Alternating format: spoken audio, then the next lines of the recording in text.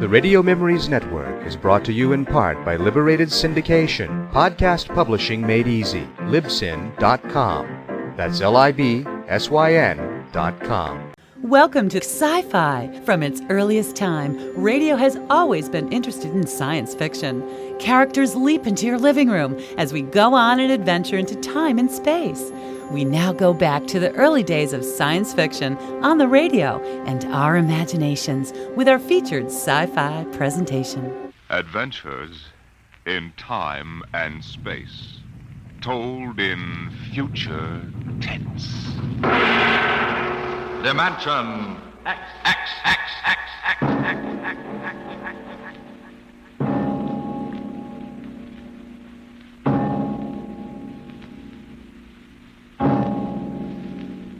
The mind of man is still an unprobed field.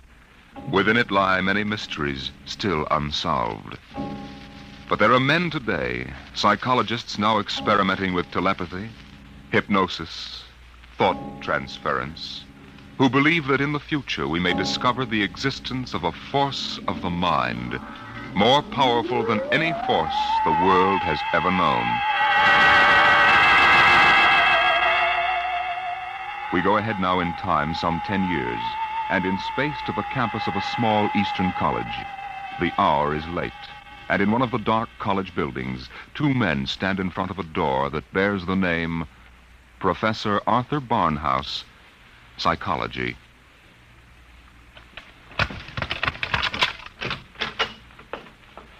Well, here you are, Clinton. Thank you, Major. Here are the keys to the professor's desk and files. I guess you inherit everything now. You might as well dictate a full report while everything's still fresh in your mind. I'll wait and see you home. Oh, no, that isn't necessary. I'll be all right. You sure? After what's happened tonight, we wouldn't want you to have an accident, too. Major, after what happened tonight, I have a hunch the whole world is ripe for an accident. I'm afraid you're right, Clinton. Well, good night. Good night.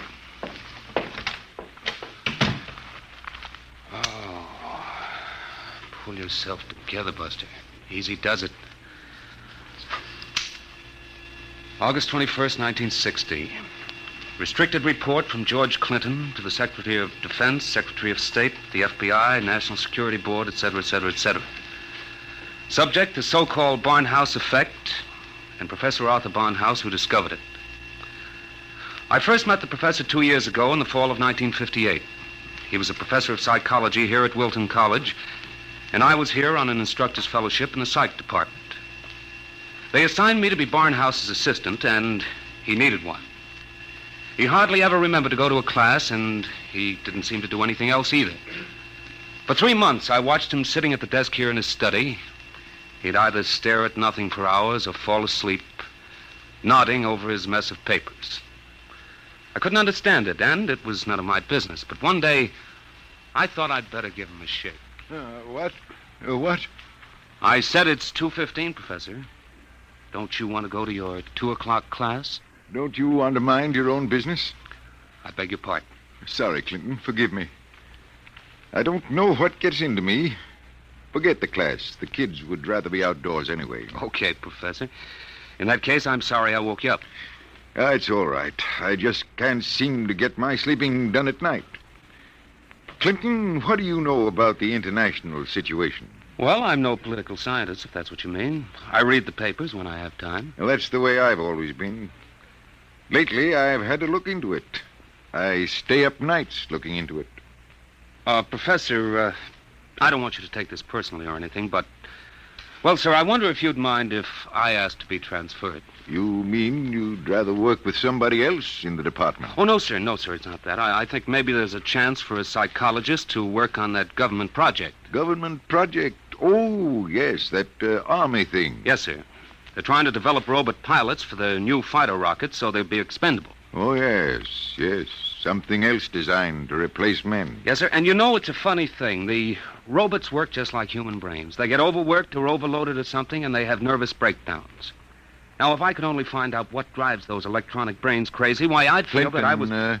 if you want to study a brain that's going crazy, never mind the robots.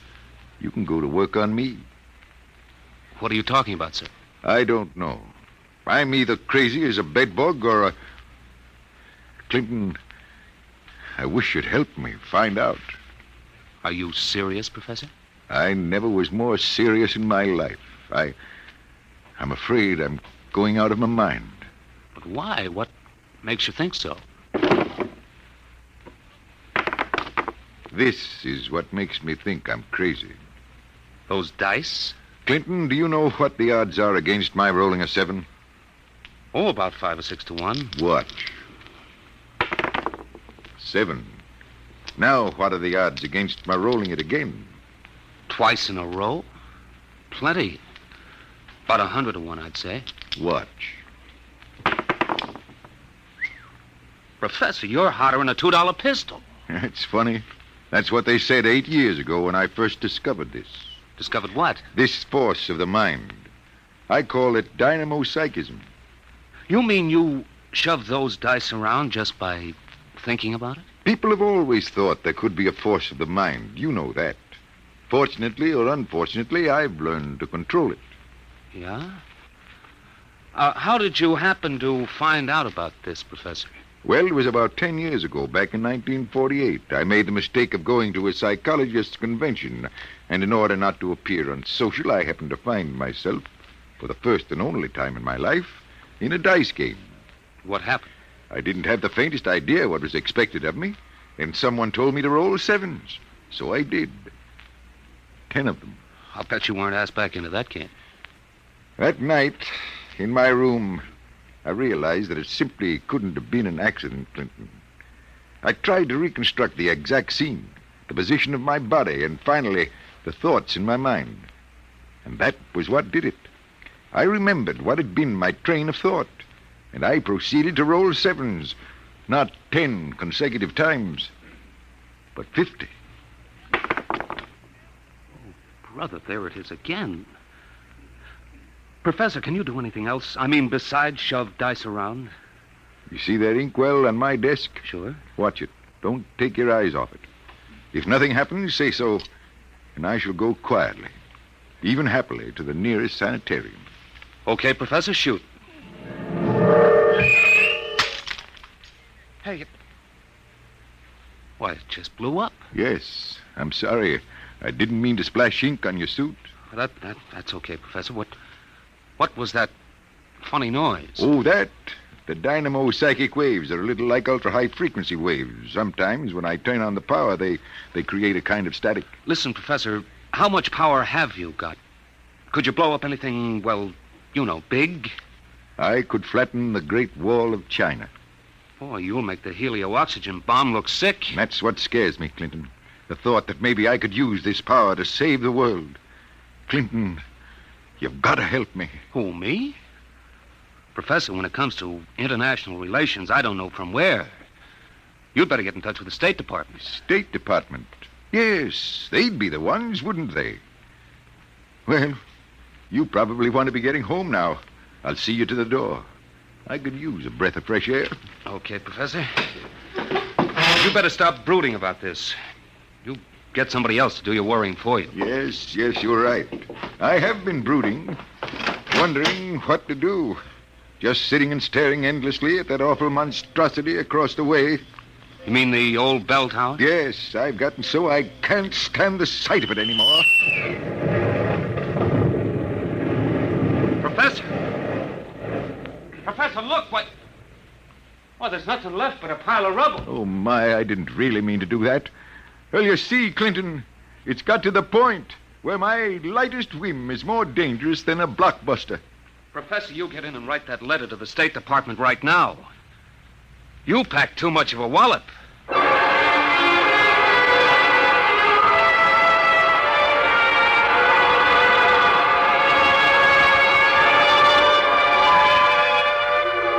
Professor Barnhouse mailed his letter, and things happened fast. The long arm of the Army reached out, and within 5 days, the two of us were deposited in an old mansion in Virginia, surrounded with a barbed wire fence and 20 guards, and labeled top secret. As soon as they'd seen a couple of small demonstrations, they set up a big test of dynamo-psychism, and the professor was a very important guy. You could see him getting more unhappy every day. General Barker, I've got to talk to you. Just a minute, Professor. We're cleaning up the last details in Operation Brainwave. We'll roll at 1400 hours tomorrow. At 1400 what? 2 o'clock tomorrow afternoon. The robot-controlled fighter rockets will take off at exactly 1400 minus 10 and appear over the target at 1400. Watching from here over the video screen, you will then try to knock all 20 of them out of the sky. Think you can do it? Of course I can do it. Fine. And we've taken care of everything. Everything except that you neglected to ask me if I wanted to do it. I don't. This whole thing strikes me as childish and insanely expensive. We'll decide about that. But what's the good of it? I wouldn't mind acting as a defense weapon if it were necessary. But I can make all wars and armaments unnecessary. I could give every nation what it needs. I could move mountains, build roads, dig irrigation canals. I have a technique which costs nothing and can do immense good.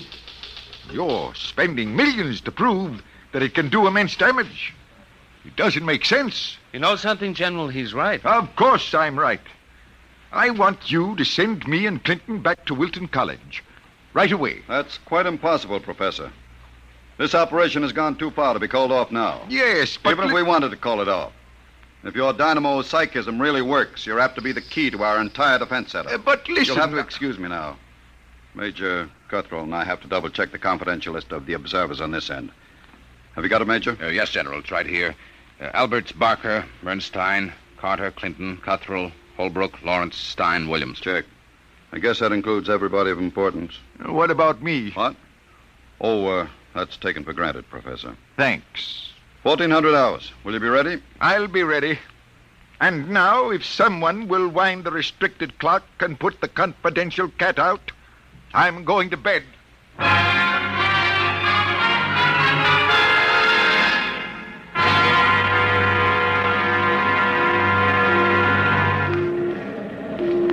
YDR to brainwave control. Observation plane to brainwave control. Come in, please.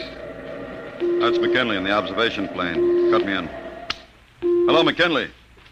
Reading you clear on the speaker. Everything all right? All okay, General. Takeoff uneventful. Fighter rockets now flying on course in perfect formation. Altitude 5,000 feet. Airspeed 865. Visibility unlimited. Are you tracking us? We've got you on radar. Haven't picked you up on the video screen yet. What's your estimated time of arrival over the target? ETA, 2 minutes. Check. Remember, McKinley, the observation plane is not to enter the target range. Veer off and circle at the 10-mile limit. Bring the rockets overhead by remote control. Check. Observation signing off. 1 minute, 45 seconds to go, Professor Barnhouse. Are you in good shape? I'm all right, General. Good. You can all take our places in front of the video screen now. You sit here, Professor, in the center. Major Cuthrell, will you turn on the video screen? Right, General. Nothing yet. Just empty sky. Hold it. I hear him coming in. There are 20 of them, Professor. You think you can knock them down at this altitude? Distance has nothing to do with it. I don't want anything to go wrong. You're sure you feel all right? General, I know I can do it. If that's all that's worrying you, let's call the whole thing off and save $20 million. There they are. They're coming in. Get ready, Professor. 10 seconds. 9, 8, 7, 6, 5, 4, 3, 2, 1. Now, wide open, Professor. Well, go ahead, Barnhouse. Knock them down. I did. Nonsense. All you've done is blank out the video screen. What went wrong? Did you give it everything you had? I was wide open, General. Then it didn't work. They're still flying. What's that? It just took a few seconds to work. That's... Holy smoke, they're dropping like flies. McKinley to brainwave control. What's happened to these rockets? They're going down like flame. By heaven, it works. It really works. Cuthrell, get Washington on the line. Barnhouse, I want you to... Hey, where's Barnhouse? He was right here. Clinton, where's the professor? Got me, General. We were all staring at the video. He must have walked out. Get moving, everybody. Alert the guard. Search the house. Yes, sir. If anything happens to that man... General Barker. General Barker. What is it, Corporal? Corporal Gray guard at the main gate. Sir Professor Barnhouse is gone. Gone? Where? He came tearing out of the gate at 40 miles an hour. Here's a note, sir. Threw it out of the car as he went by. I picked it up. Let me see it, quick. What got into that man? What does he say, General? Gentlemen, as the first superweapon with a conscience, I'm removing myself from your national defense stockpile. Setting a new precedent in the behavior of ordnance, I have humane reasons for going off. Signed, Arthur Barnhouse.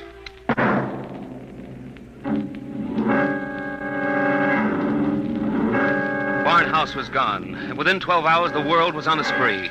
The headlines were glorious or terrible, depending on what you think of the things the way they are.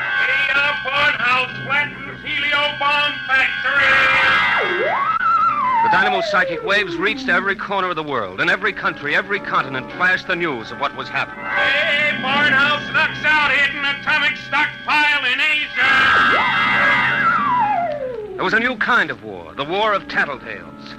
Secret agents of every country hunted for the hidden armaments of their enemies, yelled about them in the newspapers, and immediately there'd be that warning burst of Barnhouse static, followed by... Radio-controlled fleet blown up on secret maneuver!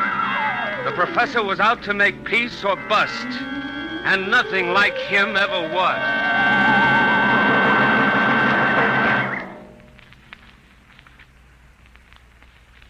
Look, Major Cuthrell, I told the FBI and the Army everything I know weeks ago. I've answered questions till I'm blue in the face. I didn't come here to ask questions, Clinton. I came to ask for your help. My help? That's right. To find Barnhouse. What if I don't want to?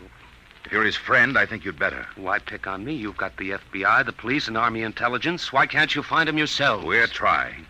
But you know the man well. You could spot him where we wouldn't. And you're the only one who can. Maybe. But why should I?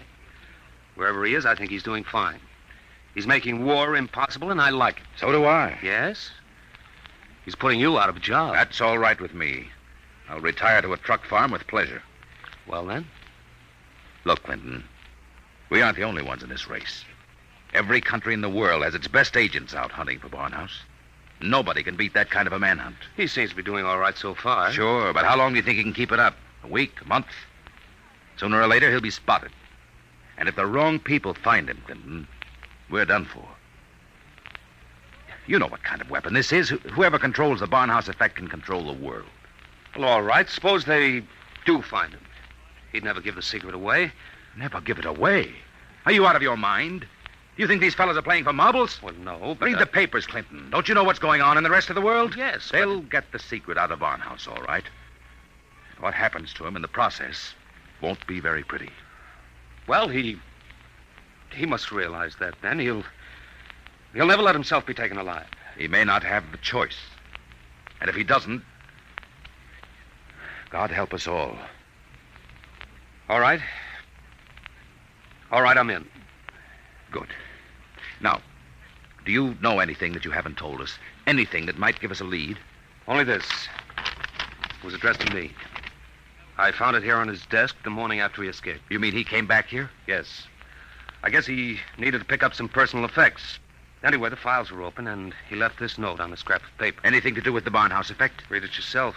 It's Greek to me. Just these few lines scrawled on a piece of paper, and the last one breaks off right in the middle of a sentence.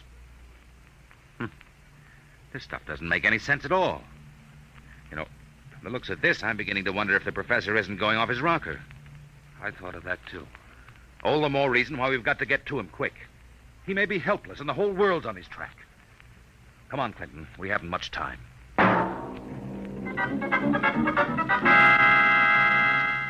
You say you do recognize this photograph, Mrs. Reardon? I tell you, it looks like Mr. Balfour's.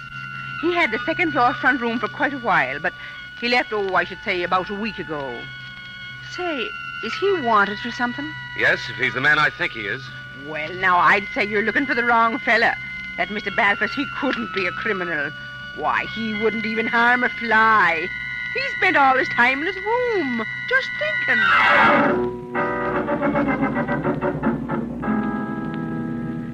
Oh, brother, it's hot. What a way to spend an August afternoon, huh, Major? Give my eye teeth to be at Jones Beach. So would I, Corporal. We've got work to do here. Look, so we've been cruising around in these radio detection cars for a week. Not a sign of Barnhouse static. The professor must have run out of things to work on. Well, we'll give him a little more time. Switch to shortwave. See if there's anything special coming through. Yes. Try the 9 meter wave. This is Radio Miranda calling. Let's hear that. Our American enemies who have hidden behind the unjust and diabolical persecution by Professor Arthur Barnhouse will tyrannize us no I more. wonder if the professor's out of Today, this. our glorious leader takes up his residence in a shelter, shielded with lead against all dynamo-psychic rays. With this protection designed by our brilliant scientists to be absolutely impregnable against the Barnhouse effect, he will once again lead us on the path of our glorious death. Quick, triangulate it and get me a fix. I've got it. Let me check this chart. Quick, man. 3.9, 1.7. Oh, my aching back. What is it? We haven't got a prayer of finding a major. He'd have to be picked out of 2 million people. Where is Barnhouse? Right where I was wishing I was. Right smack in the middle of Jones Beach.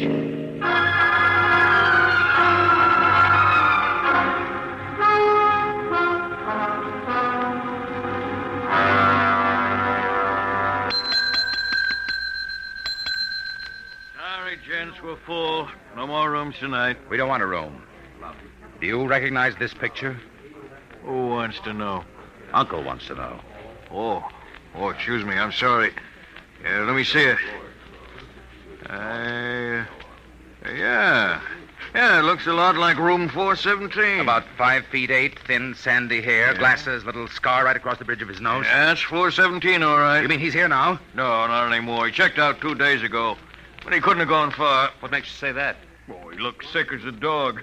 Couldn't hardly carry his own bag out. Uh-oh. Like I said to the other fellas, I said he looked like he was on his way to the morgue. What other fellas? Eh? Oh, the ones this morning. You're the second pair that's been asking for him.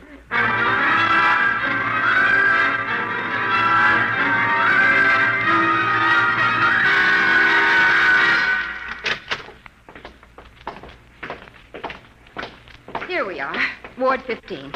This way, gentlemen. You're sure he's here, nurse? Oh, yes. Thank heaven we're in time. Well, I wasn't on duty when he came in, but one of the other girls told me he'd collapsed in the street.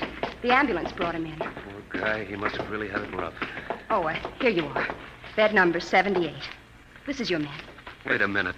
This isn't Barnhouse. But I was perfectly sure. Oh, wait, let me check his chart.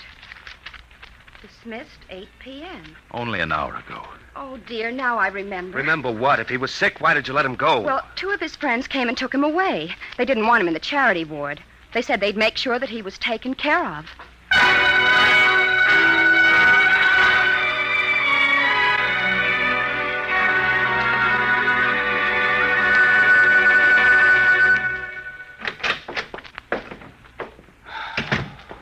Every time I walk into this study, I keep hoping somehow I'll wake up out of a bad dream and find the professor just sitting here.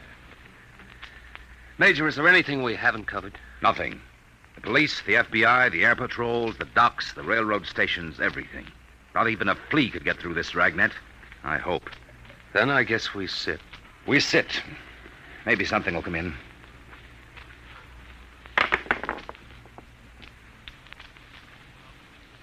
Do you have to roll those dice? I'm sorry. I wasn't thinking. An hour. That's what's driving me crazy. 1 hour sooner and he'd have been in our hands, not theirs. I know. Well, maybe he's still all right. How can he be all right? He's in the hands of a foreign power. We don't know that for sure. The professor was a likable little guy. He couldn't have lasted this long if he hadn't found some friends. Maybe they came and took him away. Well, grab that. Hello? Yes? Clinton, is that you? Professor Barnhouse. Clinton, they've got me. Who's got you? Where are you, Professor? I don't know. They said something about taking me to an airport. An airport? Which one? Listen, Clinton, I've got to tell you. The inkwell. What are you talking about? Remember the inkwell? Professor. Professor Barnhouse. Operator. Your call, please. Operator, that caller just came in here. Can you trace it? I'm sorry, sir, but I'm afraid it's too late. Your party has been disconnected.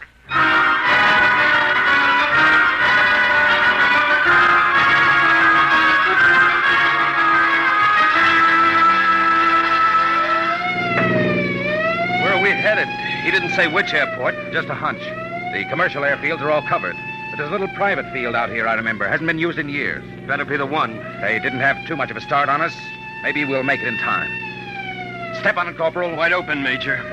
How'd he sound? Did he say who had him? No, all he got out was airport and something about an Major, airport. Mr. Clinton, there's a tail light up ahead. Must be another car going like the devil. You're right, I see it. They're turning into the airfield. Come on, faster. Hold everything. Look up ahead. They're switching the floodlights on at the field. There's the plane down at the other end, all warmed up and ready to go. We'll never make it on the road. Hang on, I'm going through the fence. Right.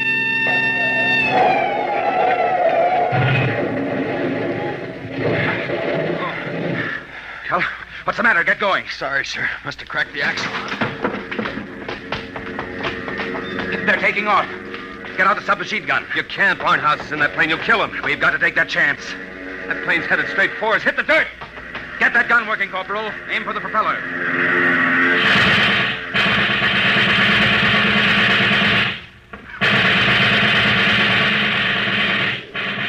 Couldn't get him, Major.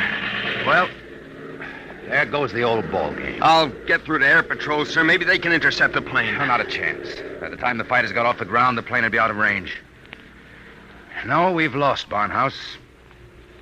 Nothing can save us now. Hey, what?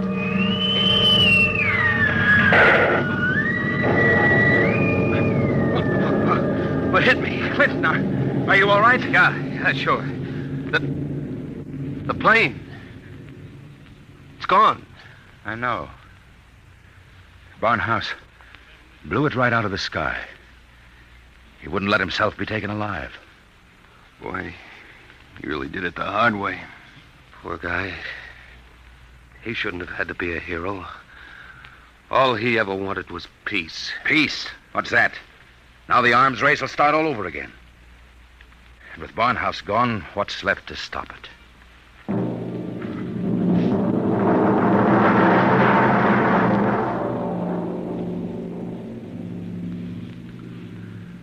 So they brought me back here to the professor's old study to dictate this report. I'm sitting here at his desk, and it's just the way he left it. Papers all over, even his old pair of dice. Arthur Barnhouse is dead. That's going to be good news for some people when they find out. The saber rattlers of the world will be busy as of tomorrow morning, getting ready to whoop up another war. But I'm afraid they're in for a little surprise. It's 3 a.m. now. And before morning comes, I intend to vanish, disappear completely. That's the last that anybody will ever see or hear of me directly. That's why I want to tell you now. I've been looking at the new inkwell here on the desk. The professor's last words were something about an inkwell. And in it I found a little scrap of paper. Just a few words, but they complete the note I showed the major. The note that didn't make any sense. The whole thing makes sense now. Professor Barnhouse may be dead. But you haven't heard the last of the Barnhouse effect. Not yet. I've been experimenting while I've been talking to you. And now the time has come for me to say goodbye. You see, I've just rolled my 50th consecutive 7.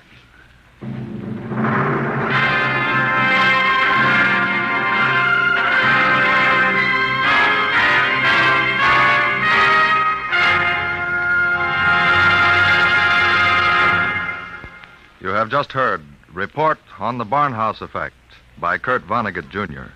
An adventure in time, space, and the unknown. Dimension X. Next week, the strange story of the interspace rocket Star Cloud, which vanished mysteriously behind the Great Galactic Barrier in the year 1986. What happened to it and to its crew? We'll tell you next week.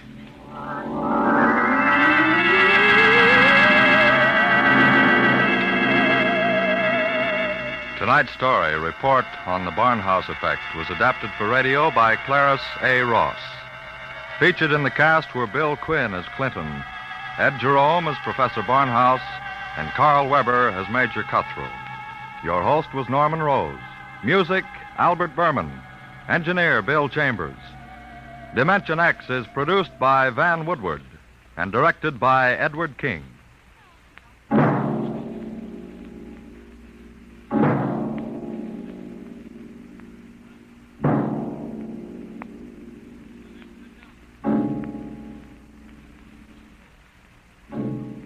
Tomorrow, hear Sam Spade. Now it's Truth or Consequences on NBC.